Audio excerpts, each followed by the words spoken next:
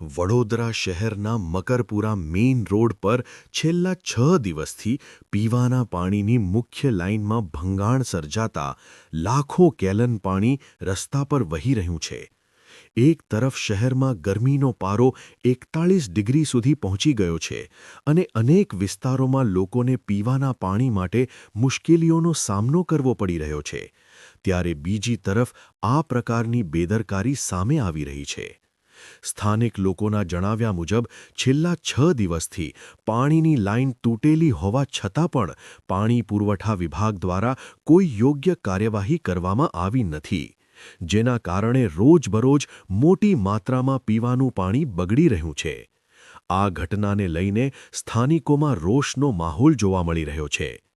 નાગરિકોનો આક્ષેપ છે કે પાણી પુરવઠા અધિકારીઓની નિષ્ક્રિયતા અને તંત્રની બેદરકારીને કારણે એક તરફ પાણીની અછત અને બીજી તરફ પાણીનો બગાડ બંને સમસ્યાઓ ઊભી થઈ રહી છે.